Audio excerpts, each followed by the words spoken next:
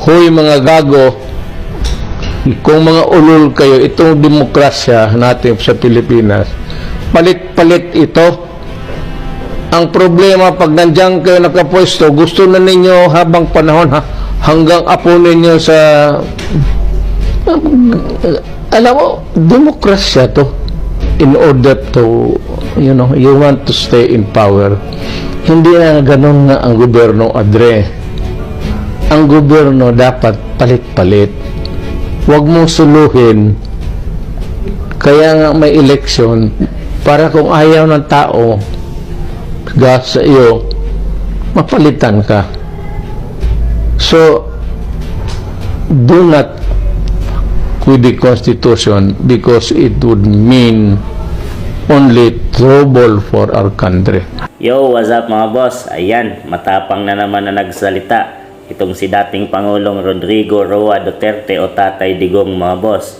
Alam naman natin, nakilala natin si Tatay Digong sa kanyang mga maanghang at matapang na pananalita mga boss, no? Ang kaibahan lang nitong si Tatay Digong mga boss sa ibang politiko ay kung anong sinabi niya mga boss ay yun talaga ay gagawin niya. Di kagaya ng mga ibang politiko mga boss dyan na puro salita lang, pangako mga boss, pero hindi naman nangyayari at hindi nagagawa mga boss. So marami nang ginawa si Tatay Digong mula bago pa siya mag-umpisa pumasok or maging Pangulo ng Pilipinas mga boss, no? Isinabi niyang huwag niyong gawin yung droga mga boss, no? Dahil yun nga, babawian niya kayo ng buhay or papatayin niya kayo. At talagang matapang niyang sinabi yun mga boss. At isa pa dyan yung mga laglag balasan na iya, isang sabi niya lang mga boss na itigil niyan, kundi ipapakain ko sa inyo yung bala. Talagang tumigil yan mga boss. Hindi man tumigil yung droga mga boss, pero marami ang natakot.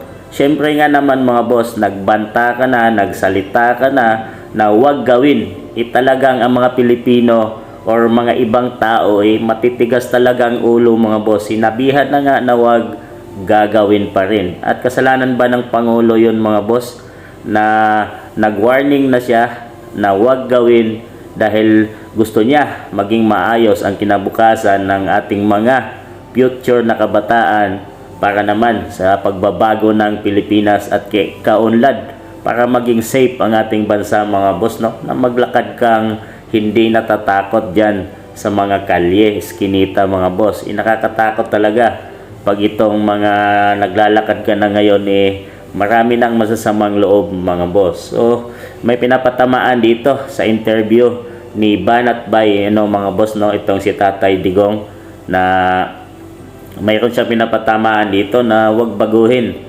itong konstitusyon mga boss dahil ang Pilipinas ay may demokrasya mga boss. Kung ayaw na sa'yo ay pwede kang palitan, kaya nga mayroong eleksyon mga boss.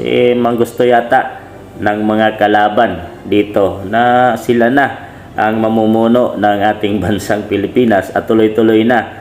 Kaya naman may balak silang baguhin itong Chacha mga boss, no? People's Initiative ay balak nilang lakarin to at para mabago nga ang konstitusyon natin at posibleng mangyayari itong sinasabi ni Tatay Digong na isang tao na lang ang mamumuno or makamag-anak na lang ang mamumuno sa bansang Pilipinas mga boss.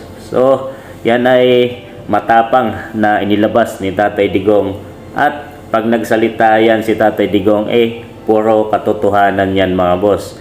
Dahil nakita na natin yan sa 6 years niyang pamamahala sa ating bansang Pilipinas ay ginagawa niya talaga kung ano ang sinasabi niya. So, pabor ba kayo dito mga boss sa sinabi ni Tatay Digong Duterte?